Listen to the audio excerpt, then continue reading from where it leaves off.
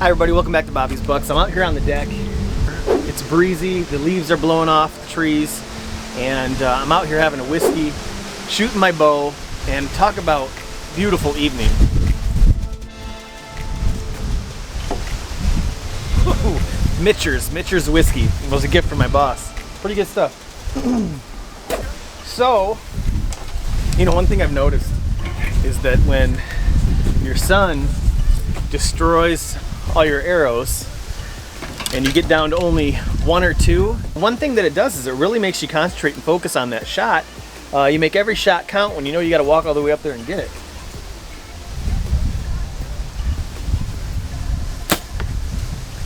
That was a great shot right there. So that's pretty much where I want to be every time.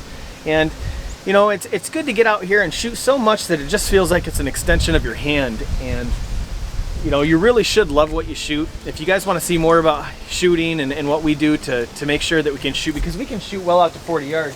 You know what, let's take another shot. But this time, let's shoot a little bit farther. And I'm not showing off, I'm just showing how comfortable you can get. And this is in high wind and everything. And so when you shoot 50 yards, it makes it easy to shoot 40 yards.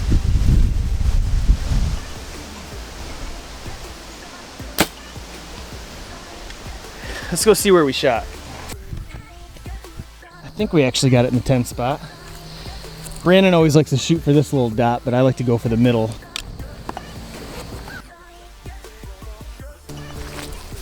That ain't bad for 50. A very big mistake you can make is hunting your good spots too early, and the pre-rut chasing phase is just about to start. You know, last week of October, you get a cold morning and things are really going to get exciting. You know, bucks during the chasing phase will move 3 times more in the morning hours, so those morning sits are really important to get in there. Afternoon hunts are good, but that's more towards early season and late season. So really, if you can, try to concentrate on those morning sits.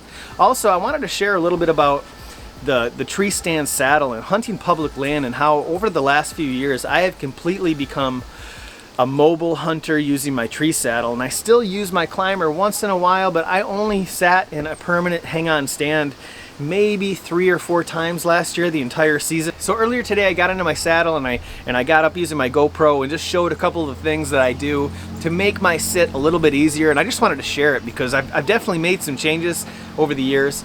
And if you guys are looking for a tree saddle on Amazon that you can have in a couple days, the Hawk hammock saddle is just incredibly comfortable. You will need to buy an extra pouch, and you may want to entertain eventually lowering your rope size down to 8mm.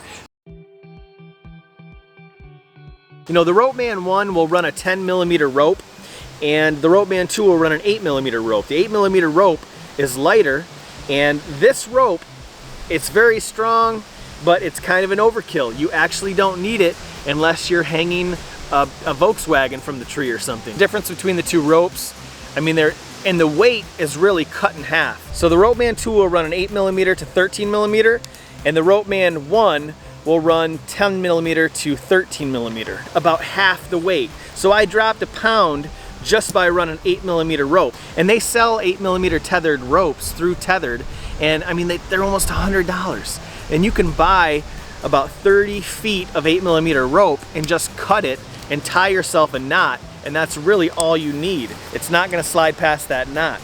And on the other end, you're just tying a knot on your bridge like that.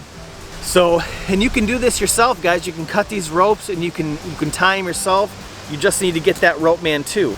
So I'm gonna try to walk you guys right through what I do. And I've got my GoPro with me too, just so you can kind of get a better view of certain things I'm doing once I'm up in the tree. Like I said, I wanna take you right through my setup. So this is our setup, and this is why, you know, I'll just say right off the bat, now the Hawk Helium saddle, this saddle is an amazing saddle. It's really, really comfortable.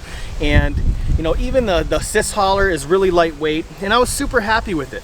But I really wanted to try a different saddle, so I went with the tethered saddle because of the review. They said if you are a bigger guy or you got a big rear end, then you may want to go with a different, you know, the XL version of the tethered saddle, so you have more support. But that Hawk Helium actually does have, they call it a hammock, and because it just has so much support, and that was something I had to get used to. That was the one thing I didn't like about this tethered. But now that I've actually gotten used to it, it almost feels like if you get it adjusted and once you put it on, it almost feels like it's not even you're not even wearing it. So you're walking in there with nothing, and it's really dropped the weight, and it's really tough. Although I did run into a hunter this year that said that he forgot his saddle, he had to go back. And that was one of the guys that just would not stop rattling. But in most cases, you'll never forget your harness, and because you're always wearing it. And I just wear the tree saddle into the woods, and all I have is my pack and my saddle. Sorry about the wind.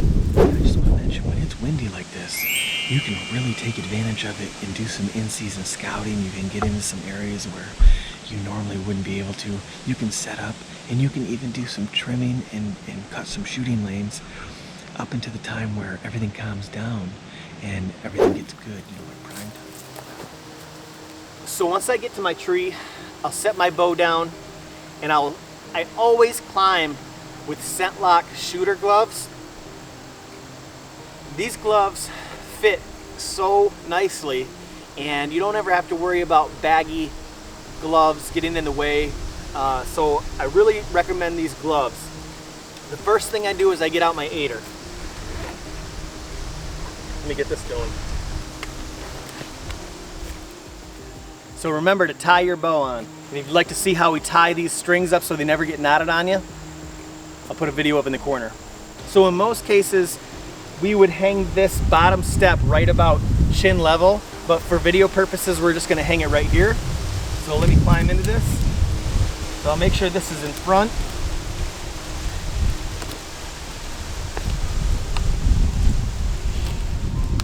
So first things first, is I get into my pouch. I'll pull out my lineman belt.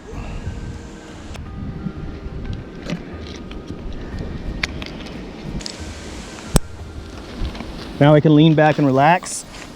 So once I'm at the desired height that I want to be, I'll take my pack off.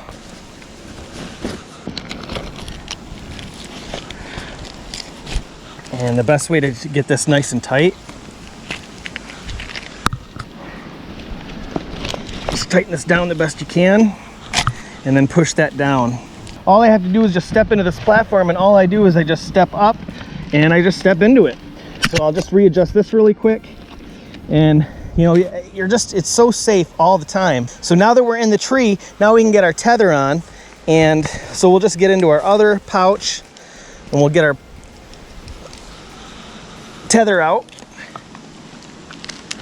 And I like to hang the tether right about eye level. So one really cool thing about this tethered tree saddle is that it has an adjustable bridge. So you can kind of get some relief on your hips and play with it a little bit and just stay a little bit more comfortable than you could with that Hawk Helium saddle. So now that I have that adjusted, now I can take this off.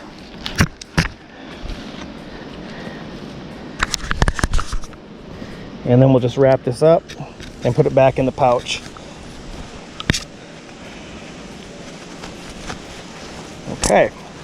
One tip I wanted to share is that this tree, when you're in a position where you're leaning a little bit, all you have to do is just adjust your tether. Just taking this tether and moving this over like this will actually help me immediately. I feel like no more leaning. Now that adds relief. Okay, so let me show you how I get my bow up here. I'll get right into my backpack strap, undo this. And I really like this because you don't have to reach up above you and try to burn your shoulder out. Get this as high as you possibly can. And we can just hang it just like this. So we're ready to go. It helps to have a nice big strap. Okay, and it just depends on where I'm going to hang my bow. So that's it, you guys. That's my setup. I hope you guys like it. And getting in and out of the woods with a tree saddle, it has changed the way I hunt. I mean, it's no more prepping trees and hauling equipment in and out.